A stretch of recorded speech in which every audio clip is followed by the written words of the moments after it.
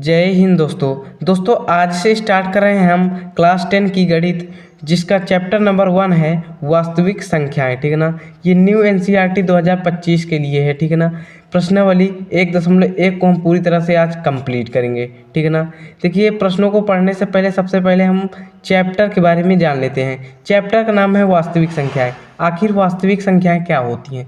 देखिए, वास्तविक संख्याएं क्या होती हैं, जैसे कि परिमेय संख्या और अपरिमेय संख्या। यानी वास्तविक संख्या में परिमेय संख्या और अपरिमेय संख्या दोनों आती है। जैसे कि √3 लिख दिया जाए, क्या ये वास्तविक संख्या है? हाँ है। ठीक है ना। √3 एक अपरिमेय संख्या है। ठीक है ना। यानी कि वास्तविक संख्या में परिमेय संख्या भी आती है, अपरिमेय भी संख्याएं भी आती हैं। ठीक है ना। यही वास्तविक संख्या है। ठीक है ना। इतनी बात आप समझ गए होंगे। 3/2 है, ये परिमेय है, ये वास्तविक संख्या भी है। ठीक है ना। अब इतनी बात आपको समझ में आई। चलिए हम लोग प्रश्नों को अब देखते हैं। तो यहाँ पास हमारा पहला नंबर कह रहा है कि निम्नलिखित संख्याओं को अभाज्य गुणनखंडों के गुणनफल के रूप में व्यक्त कीजिए। क्या कह रहा है? अभाज्य गुणनखंडों। सबसे पहले हम लोग जान लेते हैं अभाज्य गुणनखंड क्या होते हैं। अभाज्य गुणनखंड यानी अभाज्य संख्या से कटें। ठीक है ना। अभाज्य संख्या के खंड, यानी कि जैसे अभाज्य संख्या क्या होती है? 2 है, और यहाँ पास क्या होता है? 2, 3, 5, 7, यानी कि इन संख्याओं के गुणनखंड लिखना है। ठीक है ना। जैसे कि 12 है तो 12 का जो है इन संख्याओं के गुणन, यानी अभाज्य संख्या के गुणनखंड यानी गुणा में लिखना है। तो 12 को हम लिख सकते हैं 2 × 3 × 2। देखिए यहाँ पास लिख गए, ये भी अभाज्य है, ये भी अभाज्य है, ये भी अभाज्य है। तो अभाज्य का गुणन कर दिए, 2 × 6 = 12। ठीक है ना। ये होता है अभाज्य गुणनखंड। अब हम लोग अपने प्रश्न को देखते हैं। तो यहाँ पास हमारा पहला नंबर प्रश्न क्या कह रहा है कि 144 का हम लोग अभाज्य गुणनखंड करेंगे। कैसे करेंगे? सबसे पहले इस तरह लाइन खींच लेंगे। ठीक है ना। 140 है। सबसे पहले हम छोटी संख्या यानी सबसे छोटी अभाज्य संख्या से इसमें जो है भाग देंगे। देखिए ये 140 लास्ट में 0 है, इसलिए 2 से कट जाएगा। यहाँ पास 2 से करेंगे, 2 × 7 = 14 हो जाएगा, 70 हो जाएगा। ठीक है ना।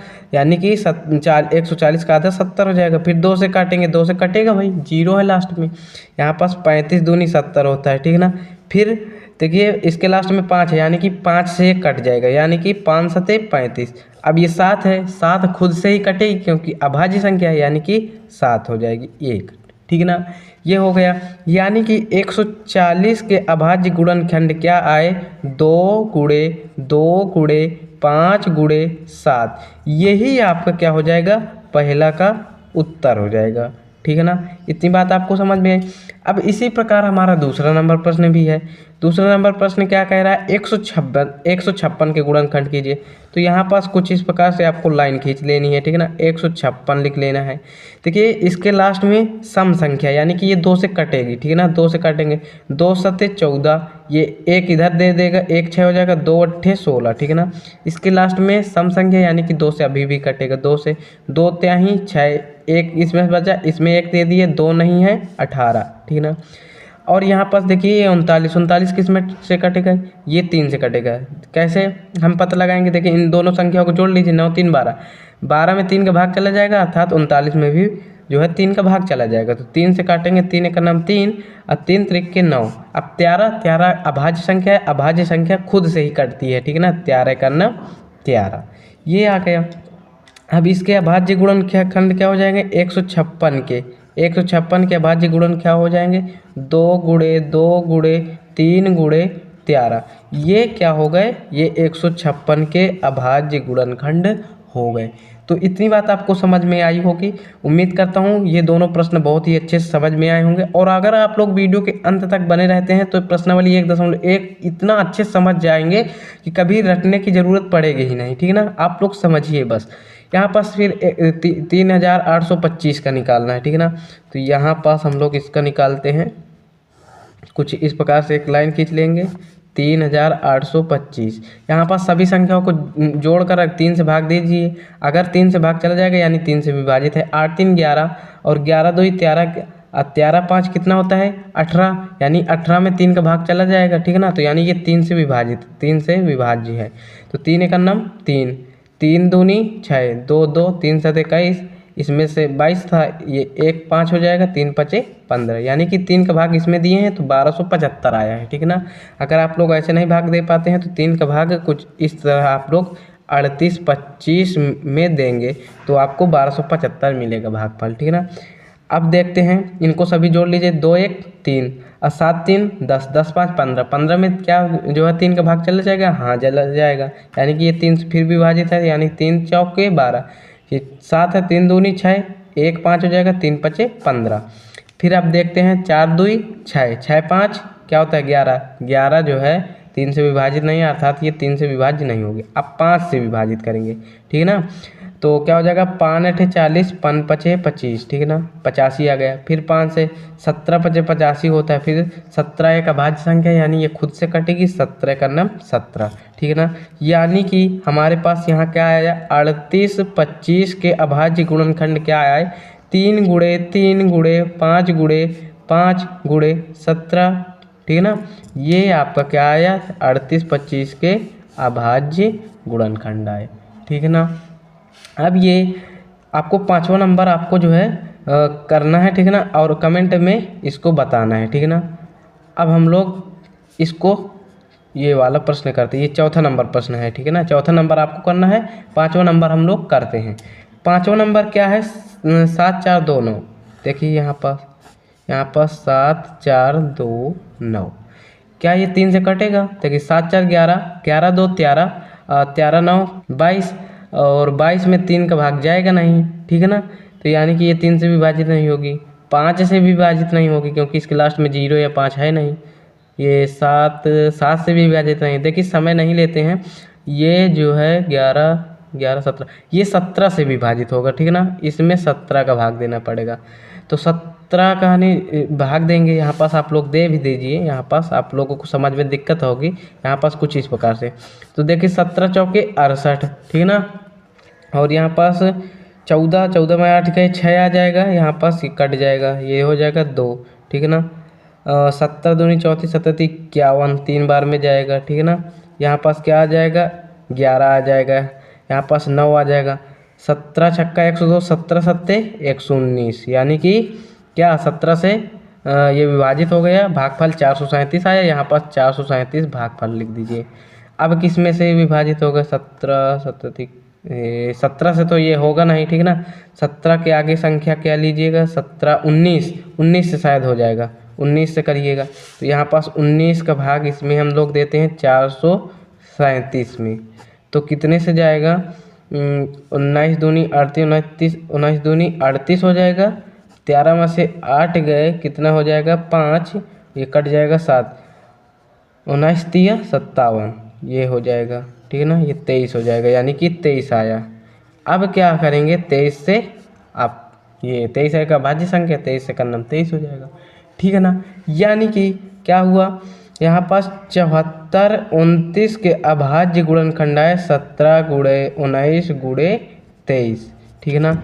यही आपके क्या हो जाएंगे उत्तर हो जाएंगे। अब यहाँ पास हमारा दूसरा नंबर प्रश्न क्या कह रहा है कि पूर्णांकों के निम्नलिखित युग्मों के HCF और LCM ज्ञात कीजिए तथा इसकी जांच कीजिए कि दो संख्याओं का गुणनफल बराबर HCF गुणे LCM। देखिए ये एक फार्मूला है, आप लोग इसको याद कर लीजिए, ठीक है ना। दो संख्याओं का गुणनफल बराबर क्या होता है HCF गुणे LCM, यानी मासा गुणे लासा, ठीक है ना। इसकी जांच भी करना है, तो सबसे पहले हम लोग 26 पहला नंबर करेंगे, 26 और 91 इसमें का पहले HCF निकालेंगे फिर LCM निकालेंगे। तो 26 के गुणनखंड कर लीजिए, अभाज्य गुणनखंड कर लीजिए यहाँ पास, ठीक है ना, अलग अलग। 2 से 13 दूनी 26 13 का नाम 13, 91 के क्या हो जाएंगे, इसको हम लोग 7 से काटेंगे, ठीक है ना। 7 से काटेंगे तो ये क्या हो जाएगा 7 का नाम 7 और यहाँ पास 2 1 7 त्रिक 21, ठीक है ना। फिर 13 से काटेंगे 13 का नाम 13, तो यहाँ पास देखिए 26 के और 91 के अभाज्य गुणनखंड लिख दें। 26 के निकला है 2 गुणे 13 और 91 के निकला है 7 गुणे 13। अब HCF निकालना है तो आपको क्या करना होगा, इन दोनों में क्या कॉमन है, देखिए 13 13 दोनों में मिल रहा है, अर्थात HCF बराबर क्या हो जाएगा आपका 13 हो जाएगा, ठीक है ना। अब यहाँ पास LCM कैसे निकालेंगे, LCM आप कैसे निकालेंगे, तो देखिए यहाँ पर ये दोनों मिल रहा है तो जो मिल रहा है उसको एक बार लिखेंगे, यानी कि 13 मिला 13 एक बार लिखेंगे और 2 गुणे 7 कर देंगे, 2 गुणे 7 कर देंगे, ठीक है ना। अब यहाँ पास इन तीनों का गुणा करा देंगे। ये क्या हो जाएगा 13 दूनी 26 गुणे क्या हो जाएगा 7, 6 सत्ते 42 और ये क्या हो जाएगा 7 दूनी 14 और 14 4 क्या हो जाएगा 18, यानी कि क्या हो जाएगा 182। अब हमें जो है इसकी जांच करनी है। दो संख्याओं का गुणनफल बराबर एचसीएफ गुणे एलसीएम होता है, ठीक है ना। तो यहाँ पास लिखेंगे जांच, ठीक है ना। तो यहाँ पास पहले फार्मूला लिख देते हैं। तो यहाँ पास हमने फार्मूला लिख दिया है, ठीक है ना। अब क्या करेंगे, इन दोनों संख्याओं को गुणा कराएंगे। दो संख्याओं का गुणनफल यानी 26 गुणे 91 बराबर एचसीएफ गुणे एलसीएम। एचसीएफ हमारा 13 है और एलसीएम 182 है। तो यहाँ पास 182 गुणे 13 कर देंगे। अब दोनों तरफ गुणा कराइए, ठीक है ना। तो यहाँ पास इसका गुणा कराएंगे, ठीक है ना। एक का गुणा 26 में तो 26 आएगा, फिर 9 छक 54 की 4 हासिल आए 5 न दून 18 18 5 क्या हो जाएगा 23 हो जाएगा। इसको जोड़िए 6 हो जाएगा, 4 2 6 हो जाएगा, ये हो जाएगा 23 66, ठीक है ना। अब इस बराबर में देखिए इसका गुणा कराइए, 3 दूनी 6 हो जाएगा, 3 अट्ठे 24 24 की 4 3 एक नम 3 3 2 5 हो जाएगा, ठीक है ना। और यहाँ पास क्या हो जाएगा 182 आ जाएगा। ये क्या है 6 4 2 आ गया 6 8 5 क्या आ गया आपके पास 13 की 3 1 1 हो जाएगा 2। तो यहाँ पास आप लोग देख सकते हैं कि 23 66 इधर भी आया और 23 66 इधर भी आया। अर्थात हम कह सकते हैं कि हमारा जो ये एचसीएफ और एलसीएम है ये सही है, ठीक है ना। जांच करने पर दोनों इक्वल आ गए। गणित में आप लोगों को क्या करना पड़ता है भाई, इक्वल करना पड़ता है। आप लोग इसका स्क्रीनशॉट ले सकते हैं, ठीक है ना, कुछ इस प्रकार से। चलिए अब हम लोग दूसरा नंबर प्रश्न देखते हैं। दूसरा नंबर प्रश्न क्या कह रहा है कि 510 और 92 लोग 510 लिख देंगे और इसका अभाज्य गुणनखंड करेंगे, ठीक है ना। 2 से काटेंगे, 2 दूनी 4 हो जाएगा, 1 1 हो जाएगा, ठीक है ना। 2 पंचे 10 हो जाएगा, 2 पंचे 10 हो जाएगा। अब यहाँ पास किससे कटेगा 5 2 7 7 5 12 यानी 3 से कटेगा, 3 से 3 अठे 24 3 5 15, ठीक है ना।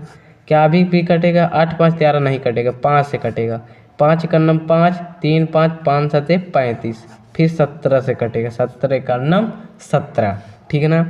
तो इसके गुणनखंड मिल गए। अब 92 गुणनखंड करिए, यहाँ पास 92 करिए।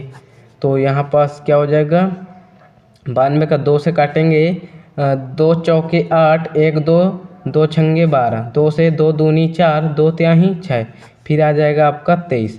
अब यहाँ पास लिख दीजिए 510 बराबर और यहाँ पास लिखिए 92 बराबर। 510 के गुणनखंड लिख दीजिए 2 गुणे 3 गुणे 5 गुणे 17। अब यहाँ पास 92 गुणनखंड क्या है 2 गुणे 2 गुणे 23, ठीक है ना। यहाँ पास जो मिल रहा है वही एचसीएफ हो जाएगा, यानी कि 2 बस मिल रहा है, यानी कि एचसीएफ हमारे पास निकल आया 2, ठीक है ना। अब यहाँ पास एलसीएम निकालना है, तो एलसीएम बराबर क्या हो जाएगा, देखिए जो मिल रहा है उसको एक बार लिखिए, 2 2 मिल रहा है यानी कि 1 2 लिखिए। अब यहाँ पास ये जितने हैं सभी गुणा कर दीजिए। यहाँ पास 3 गुणे 5 गुणे 17, 3 गुणे 5 गुणे 17 गुणे 2 गुणे 23, 2 गुणे 23, ठीक है। तो इन सभी का जब आप लोग गुणा करेंगे तो यहाँ पास गुणनफल आएगा 23 460, ठीक है ना। अब यहाँ पास क्या करेंगे हम लोग इसकी जांच करेंगे। तो यहाँ पास नेक्स्ट पेज में हम लोग यहाँ पास लिखेंगे जांच, ठीक है ना। इसकी हम लोग क्या करेंगे जांच। तो जांच बराबर फार्मूला क्या होता है, फार्मूला यहाँ पास लिखते हैं। तो यहाँ पास हमने फार्मूला लिख लिया है, दो संख्याओं का गुणनफल बराबर एचसीएफ गुणे एलसीएम। तो दो संख्याएं हमारे पास क्या थी 510 और 92, तो 510 गुणे 92 बराबर एचसीएफ गुणे एलसीएम, यानी एचसीएफ हमारे पास 2 आया था, यहाँ पास इधर 2 लिख देते हैं, गुणे एलसीएम हमारे पास आया था 23 460, 23 460, ठीक है ना। गुणा कराएंगे, 0 आएगा, 2 छंगे 12 हो जाएगा, 2 चौके 12 12 1 13 हो जाएगा, 2 चौके 8 और 8 1 हो जाएगा 9, 2 त्याही 6 हो जाएगा, 2 दूनी 4 हो जाएगा, ठीक है ना। इतना आया। अब क्या इतना गुणा कराने पर इतना आ गया, तो यानी कि हमारा एचसीएफ और एलसीएम सही है। तो यहाँ पर जब आप लोग इसका पूरा फाइनल गुणा करेंगे तो यहाँ पास आएगा 46 920, ठीक है ना। हमने इसका गुणा पहले से ही कर लिया था, ठीक है ना, पर यहाँ पास इधर सेम नहीं हो रहा, फिर से देखते हैं, 0 आ गया, 2 छंगे 12, 2 चौको 8, 8 एक 9, ये 3 कहाँ से आ गया, एक इसको हटा दीजिए, ठीक है ना। यानी कि 46,920 इधर भी आया और 46,920 इधर आया, यानी कि दोनों पक्ष हमारे बराबर हो रहे हैं, अर्थात हम कह सकते हैं हमारे HCF और LCM सही हैं, ठीक है ना। और ये सवाल पूरा सही है, आप लोग इसका स्क्रीनशॉट ले सकते हैं, ठीक है ना। ये देखिए, अब यहाँ पास हमारा तीसरा नंबर प्रश्न है 336 और 54, ठीक है ना। तो यहाँ पास 336 के सबसे पहले हम लोग क्या निकाल लेंगे, जो है अभाज्य गुणनखंड। 336 यहाँ 2 से काटेंगे, 2 एक का नम 2, एक इधर आ जाएगा, तैयार हो जाएगा, 2 छंगे 12, 2 अट्ठे 16, फिर 2 से 2 अट्ठे 16, 2 चौके 8, फिर 2 से भाग देंगे तो 2 चौके 8, 2 दूनी 4, यानी 42 दूनी 84, फिर 2 से भाग 42 में देंगे, 21 दूनी 42, फिर किस में से कटेगा, 3 7 21, 3 से कटेगा, फिर 7 से 7 इकन्नम 7, फिर यह है 54 को जो है 54 के भी अभाज्य गुणनखंड कर लेते हैं। तो यहाँ पर 2 से काटेंगे, 2 दूनी 4, 2 सत्ते 14, अब 3 से काटेंगे, 3 एकन्नम 3, 3 नवा 27, फिर 3 से काटेंगे, 3 त्रिका 9, फिर 3 से काटेंगे, 3 एकन्नम 3। अब यहाँ पास आप क्या करेंगे, यहाँ पास इसके अभाज्य गुणनखंड लिख दीजिए। ये क्या है, 336 के अभाज्य गुणनखंड क्या है, 2 गुणे 2 गुणे 2 गुणे 2 गुणे 3 गुणे 7, ठीक है ना। और यहाँ पर 54 के लिख दीजिए, 54 के क्या है, 2 गुणे 3 गुणे 3 गुणे 3, ये हैं। अब जो मिल रहा है ये देखिए, यहाँ पर 3 3 मिल रहा है और यहाँ पास 2 2 मिल रहा है, अर्थात HCF बराबर क्या हो जाएगा, 2 गुणे 3 हो जाएगा, ठीक है ना, यानी कि 2 तिहाई 6 हो जाएगा। और LCM आपका क्या हो जाएगा, देखिए जो मिल रहा है उसको एक बार लिख लीजिए, 2 गुणे 3 हो जाएगा। अब जितने बचे इनका सारे का गुणा करा दीजिए, तो क्या 2 दूनी 4 दूनी 8, यहाँ पास गुणे 8 लिख दीजिए, यहाँ पास 3 त्रिक का 9 और 9 7 63 गुणे 63 लिख दीजिए, ठीक है ना। अब इन सभी का क्या करिए, अब इन सभी का गुणा करा दीजिए। तो यहाँ पास जब 2 गुणे 3 गुणे 8 गुणे 63 करेंगे तो इसका गुणनफल आएगा 3024, ठीक है ना, इसका गुणनफल आएगा 3024, ठीक है ना। यानी कि लासा क्या आया आपके पास 3024 और मासा क्या आया आपका 6। अब हम इसकी जांच कर लेते हैं। तो जांच के लिए हम लोग यहाँ पास सबसे पहले लिख देते हैं फार्मूला। तो यहाँ पास हमने फार्मूला लिख लिया है, क्या है, 2 संख्याओं का गुणनफल बराबर LCM गुणे HCF। तो 2 संख्याएं हमारे पास क्या थी, 2 संख्याएं थी हमारे पास ये 336 और 54। तो यहाँ पास 336 गुणे 54 कर देंगे, ये 2 संख्या हैं बराबर LCM हमारे पास क्या आया 3024, ठीक है ना। HCF वो गुणे HCF हमारे पास आया था 6, तो 6 का गुणा कर दीजिए, ठीक है ना। अब यहाँ पास इसका गुणा करा दीजिए, इसका गुणा करा दीजिए, 6 चौके 24 की 4, 6 दूनी 12, अब 12 दो कितना हो जाएगा आपके पास 14, और यहाँ पास 6 त्रिक 18 और 18 की 18, यानी कि 18,144।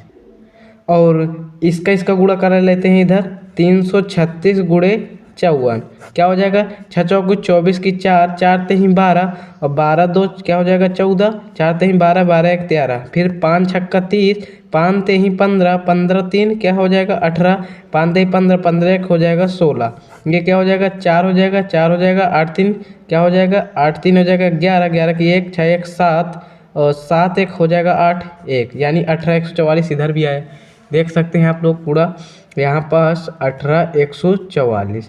तो आप लोग देख सकते हैं कि यहाँ पास दोनों पक्ष बराबर हैं, अर्थात हम कह सकते हैं कि जो LCM और HCF हमारा आया है वो सही है, ठीक है ना। आप लोग इसको देख सकते हैं, ठीक है ना, स्क्रीनशॉट ले लेना हो ले लीजिए, ठीक है ना। तो ये यहाँ पास यही आंसर हो जाएगा, ख़त्म हो गया, ठीक है ना, ये जाँच हमने कर दी। तो चलिए अब हम लोग नेक्स्ट क्वेश्चन देखते हैं।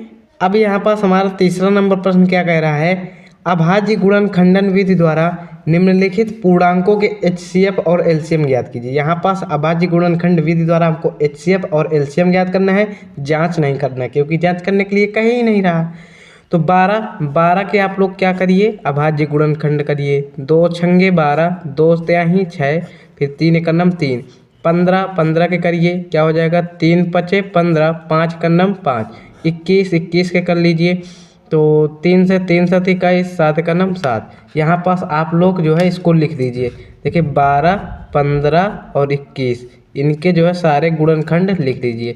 12 के क्या आए 2 गुणे 2 गुणे 3, 15 के क्या आए 3 गुणे 5 और 21 के क्या आए 3 गुणे 7। तो आप लोग यहाँ पास देख रहे होंगे तीनों में क्या कॉमन दिख रहा है, 3 3 3 3 सारे में है, यानी कि इसमें का HCF क्या हो जाएगा 3 हो जाएगा। अब यहाँ पास LCM क्या हो जाएगा, तो यहाँ पास देखिए जो जो कॉमन है उसको एक बार लिख लीजिए, 3 कॉमन 3 एक बार लिख लीजिए, 2 दूनी 4, 4 पंचे 20। अब 20 सत्ते कितना हो जाएगा 140 यानी गुणे 140, 14 × 42 यानी कि 420। यहाँ पास आपका वो LCM निकल आएगा 420, ठीक है ना। तो यहाँ पास आप लोग इस प्रश्न को अच्छे से देख सकते हैं, ठीक है ना। अब यहाँ पास सेम इसी तरह आपका दूसरा नंबर प्रश्न है, इसको भी सॉल्व करते हैं। 17, 23 और 29, यहाँ पास हम डायरेक्ट करते हैं 17, इधर 23 फिर 29, इनके सारे गुणनखंड। देखिए 17 एक अभाज्य संख्या का गुणनखंड क्या होता है, वो 1 से कटती है और स्वयं से कटती है, यानी 17 1 से कटेगी और 17 स्वयं से यानी कि 17 से कटेगी। 23 भी एक अभाज्य संख्या है, 1 और 23 से कटेगी ये। 29 भी 1 और 29 से कटेगी। यहाँ पास आप लोग देख सकते हैं कि इसमें एक कॉमन दिख रहा है, यानी HCF आपका क्या निकलेगा 1, यानी कि जिस संख्या में जो है गुणनखंड अगर कुछ भी ना कॉमन हो तो वो एक उसका HCF 1 होता है। और इसमें LCM क्या हो जाएगा आपका, LCM बराबर आपका हो जाएगा 17 गुणे 23 गुणे 29, ठीक है ना। 17 गुणे 23 गुणे 29, गुणे 1 का कोई मतलब ही नहीं रहेगा, ठीक है ना। चलिए इन तीनों का गुणा करा लेते हैं। तो यहाँ पास जब तीनों का गुणा कराएंगे तो हमारे पास आएगा यहाँ पास कितना गुणनफल आएगा 11,339, ठीक है ना। ये इतना आएगा, हम लोगों ने गुणा पहले से ही कर लिया है, ठीक है ना, ताकि वीडियो लंबी ना बने। यहाँ पास LCM आप लोग देख सकते हैं ये इतना आएगा और HCF आपका 1 आएगा, ठीक है ना। अब इसी प्रकार तीसरा नंबर प्रश्न है 8, 9 और 25। तो यहाँ पास लिख दीजिए 8 फिर 9 फिर 25। तो यहाँ पास 8 के गुणनखंड क्या होंगे 2 गुणे 2 गुणे 2, 2 दूनी 4 दुनिया 9 के 3 गुणे 3, 25 के 5 गुणे 5। यहाँ पास आप लोग देखिए क्या कुछ कॉमन दिख रहा है, इसमें 2 है, इसमें 2 है ही नहीं, ठीक है ना। 3 इसमें है, इसमें 3 नहीं, ठीक है ना। 5 इसमें है और किसी में है नहीं, यानी कि यहाँ पास कुछ भी कॉमन नहीं दिख रहा है। अर्थात हम कह सकते हैं कि HCF जो होगा वो 1 होगा। और LCM क्या हो जाएगा, इन सभी का गुणा करा दीजिए, यानी कि 2 दूनी 4 दूनी 8, 8 गुणे 3 त्रिक के 9 गुणे 5 5 25, ठीक है ना। तो क्या हो जाएगा 8 × 72 गुणे 25 हो जाएगा, ठीक है ना। अब इसका गुणा कराइए, 25 दूनी 50, 25 सत्ते 175, 175 5 180 यानी कि 1800, यानी कि क्या आया 1800 क्या आया इसका LCM आया। और LCM क्या कितना आया 1800 और HCF आपका आया 1, ठीक है ना। तो यहाँ तक आप लोगों को कोई दिक्कत नहीं हुई होगी। चलिए अब हम लोग चौथे नंबर प्रश्न की ओर बढ़ते हैं। अब यहाँ पास हमारा चौथा नंबर प्रश्न है HCF 306 कामत 657 बराबर 9 दिया है। LCM 306 कामत 657 ज्ञात कीजिए। अब ज्ञात क्या करना है आपको यही नहीं समझ में आएगा।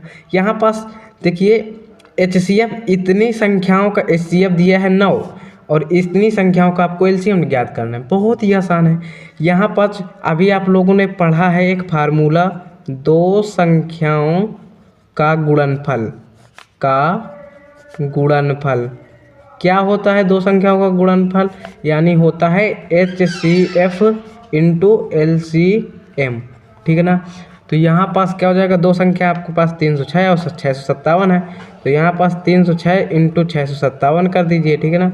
बराबर में HCF 9 दिया गया है, ये देखिए, तो यहाँ पास 9 गुणे LCM हो जाएगा, ठीक है ना। तो देखिए इधर गुणे से है, इधर आएगा तो भाग से, तो यहाँ पास 306 गुणे 657 बटे में आ जाएगा 9 बराबर आपका हो जाएगा LCM। तो 9 का जो है भाग 306 में दीजिए, कट जाएगा, 9 से काटिए, 9 चौको 36, 9 त्रिक 27 3 बार में, यहाँ पास 9 त्रिक 27 3 6 9 चौको 36 34 आ गया, ठीक है ना। 34 का गुणा 657 में करिए, यहाँ पास हम लोग कर लेते हैं 34 का गुणा किस में 657 में। तो क्या हो जाएगा 7 चौके 28 हासिल आए 2, 5 चौको 20 2 22 हासिल आए 2, 6 चौको 24 24 2 कितना हो जाएगा 26।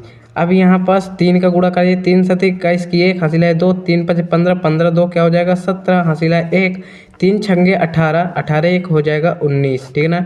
ये हो जाएगा 8 2 1 3 हो जाएगा, 6 6 12 1 13 हो जाएगा, 9 2 11 1 12 हो जाएगा, 1 हो जाएगा आपके पास, 1 1 2 हो जाएगा, ठीक ना। यहाँ पास 22 338 आ जाएगा, यानी कि 34 गुणे 657 क्या आया 22 338 बराबर एलसीएम, ठीक है ना। या कह सकते हैं या एलसीएम बराबर क्या कह सकते हैं, एलसीएम बराबर 22 338। यहाँ पास दोनों ही उत्तर सही हैं, ठीक है ना। यहाँ पास 22 338 यानी 22,338 यही आपका एलसीएम हो जाएगा। तो यहाँ पास ये प्रश्न आप लोगों को समझ में आया होगा। अगर आप लोगों को कोई भी दिक्कत होती है या कुछ समझ में नहीं आता तो आप लोग कमेंट करिए, मैं वहाँ आपका डाउट क्लियर कर दूंगा, ठीक है ना। और आपके कमेंट का रिप्लाई ज़रूर मिलेगा। अब यहाँ पास हमारा 5वां नंबर प्रश्न क्या कह रहा है, 5वां नंबर प्रश्न कह रहा है कि जांच कीजिए कि क्या एक किसी प्राकृत संख्या n के लिए संख्या 6 के घाते n अंक 0 पर समाप्त हो सकती है। आप लोगों को पास यहाँ भी ये भी दे सकता है कि 4 के घाते n, ठीक है ना, 5 के घाते n, कुछ भी दे सकता है। तो देखिए इसके लिए आप लोगों को एक नोट याद करना होगा, यहाँ पास हमने लिख लिया है क्योंकि ये लिखने वाले सवाल हैं।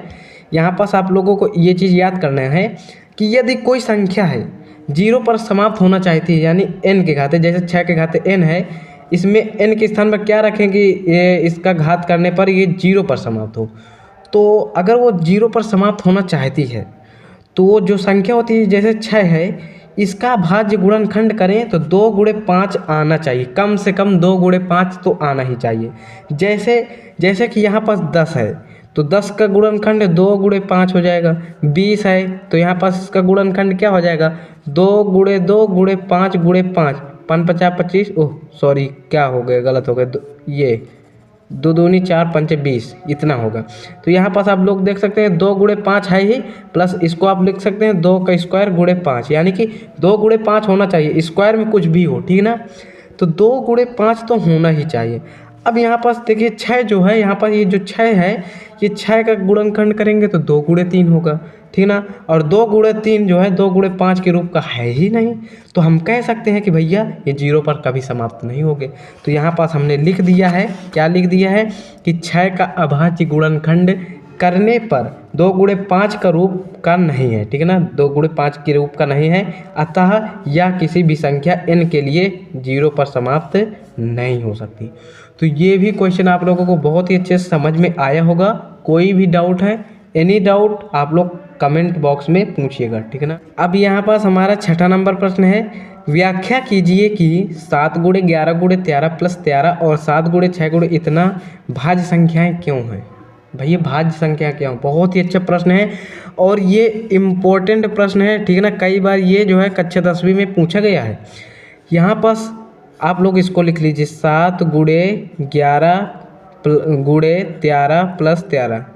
यहाँ पास देखिए 13 कॉमन है, इतना ये इसमें 13 कॉमन है तो ये क्या बचेगा 7 गुणे 11, 13 हट जाएगा, ठीक है ना, प्लस यहाँ पास 1 बचेगा, ठीक है ना। इसमें 13 का नाम 13, 1 कम बचेगा, ठीक है ना।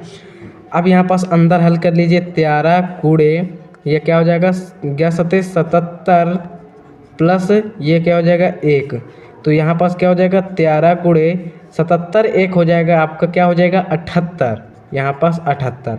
अब यहाँ पास 78 के आप लोग गुणनखंड करिए, 78 के गुणनखंड करेंगे तो 2 से काटेंगे, 2 त्याही 6 और 2 चौक 2 नहीं 18, फिर 3 से 4 39, फिर 13 से ये 1 आ जाएगा, 2 गुणे 3 गुणे 13, यानी कि हम लिख सकते हैं 13 गुणे 78 को हम लिख सकते हैं 2 गुणे 3 गुणे 13।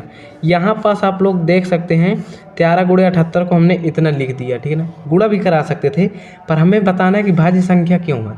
तो भैया जिस भी संख्या के एक के अलावा अन्य गुणनखंड भी हैं, यानी अन्य गुणनखंड, जैसे कि कोई भी ऐसी संख्या है उस एक के अलावा और भी गुणनखंड हो, जैसे कि यहाँ पर देख सकते हैं 1 के अलावा यहाँ पास गुणे 1 भी लिख सकते हैं, 1 के अलावा 1 2 3 4 4 गुणनखंड है, अर्थात यह भाज्य संख्या है। एक के अलावा अगर 2 या 2 से अधिक जो है गुणनखंड हैं तो यानी कि वो भाज्य संख्या होती है।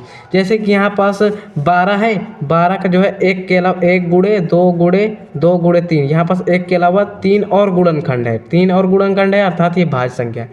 अगर 1 के अलावा और गुणनखंड है ही नहीं, ठीक ना, 1 के अलावा और गुणनखंड ना हो तो वो अभाज्य संख्या होती है। कैसे?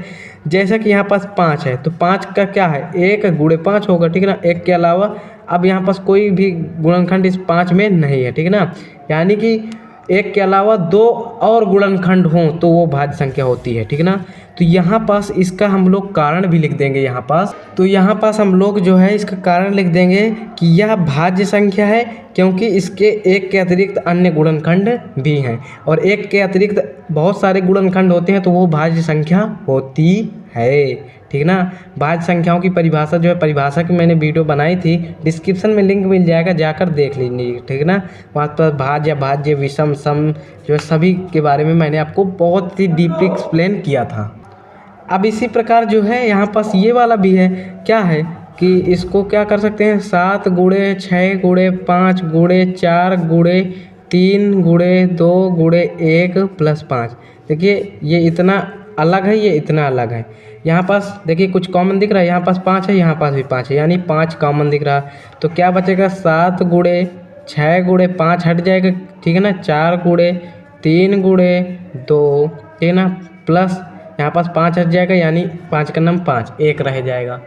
अब यहाँ पास 5 गुणे, यहाँ पास क्या हो जाएगा, 6 7 42, यहाँ पास लिखेंगे 42 गुणे 4 गुणे 3 दूनी 6 प्लस का 1, ठीक है ना। यहाँ पास क्या हो जाएगा, 5 गुणे, यहाँ पास कोष्ठ अंदर लगा दीजिए, 6 चौको 24, यहाँ पास 4 दूनी 8 हो जाएगा, 4 चौके 16 गुणे 6 प्लस 1, ठीक है ना, 5 गुणे, यहाँ पास क्या हो जाएगा, 8 छंग 48, 6 छंग 36, 36 4 क्या हो जाएगा, यहाँ पास 40 की 0, 6 का नम 6, 6 4 10, 1008 प्लस 1, यानी कि 5 गुणे 1009 आ जाएगा।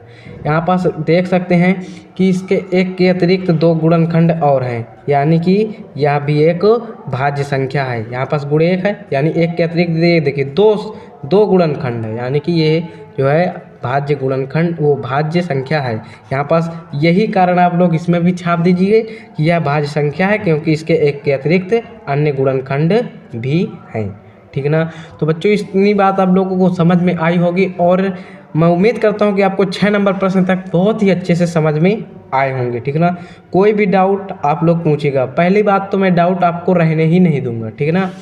अब यहाँ पास आपका 7वां नंबर प्रश्न क्या कह रहा है कि किसी खेल के मैदान के चारों ओर एक वृत्ताकार पथ है, इस मैदान का एक चक्कर लगाने में सोनिया को 18 मिनट लगते हैं, जबकि इसी मैदान का एक चक्कर लगाने में रवि को 12 मिनट लगते हैं। मान लीजिए कि वे दोनों एक ही स्थान है और एक ही समय पर चलना प्रारंभ करके एक ही दिशा में चलते हैं, कितने समय बाद वे पुनः प्रारंभिक स्थान पर मिलेंगे। सबसे पहले यहाँ पास एक गोला है, यहाँ पास क्या है, सोनिया को इस गोला को जैसे घूमने में 18 मिनट लगते हैं और वहीं रवि को इस गोला को घूमने में 12 मिनट लगते हैं। तो वो एक ही स्थान पर कितने समय बाद मिलेंगे। तो जब भी ऐसे प्रश्न मिले तो आप लोगों को आंखें मूंद के 18 और 12 का जो है, यानी कि जो भी संख्याएं दी गई हों कितने मिनट पर मिलते हैं, तो क्या करना है, आंख मूंद करके उसका एलसीएम निकाल देना है। यहाँ पास जो है लिखेंगे हल, तो 18 और 12 का आप लोग एलसीएम निकालिए। क्या हो जाएगा, 2 नहीं 18, 2 छंगे 12, 2 से 9 हो जाएगा, 2 तिहाई 6 हो जाएगा, 3 से काटेंगे 3 त्रिक का 9, 3 एक का 9 3, 3 से काटेंगे 1 1 आ जाएगा, यानी कि 2 दूनी 4, 4 ते ही 12, अब 12 24 बातें ही 36, यानी कि 36 मिनट बाद MINUTE 36 मिनट बाद वे फिर से यहाँ पास मिलेंगे। यानी कि ये गोलक को जो है घूमते जाएंगे दोनों लोग घूमते जाएंगे, और 36 मिनट जब होंगे तो जो है सोनिया और रवि आपस में यहाँ पास मिलेंगे, यहाँ पास नहीं कहीं ना कहीं, यानी आपस में टकराएंगे। ये चीज़ समझ लीजिए, ठीक ना। तो ये प्रश्न तो एकदम हलवा था, ठीक है ना। तो बहुत ही अच्छा प्रश्न था। तो ये प्रश्न आपको समझ में आया होगा। अगर आप लोगों को ये वीडियो पसंद आई है तो आप लोग विद्या स्टडी क्लासेस को आप लोग सब्सक्राइब कर देना और वीडियो को लाइक कर देना, ठीक है ना। इतनी मेहनत लगती है, एक लाइक कर देना, ठीक है ना। वीडियो को लाइक कर देना और इसी तरह आप लोग अपनी 9th 10th की प्रिपरेशन कर दीजिए शुरू, क्योंकि आपको भी फोड़ना है हाई स्कूल, ठीक है ना। तो मिलते हैं नेक्स्ट वीडियो में, तब तक के लिए जय हिंद जय भारत।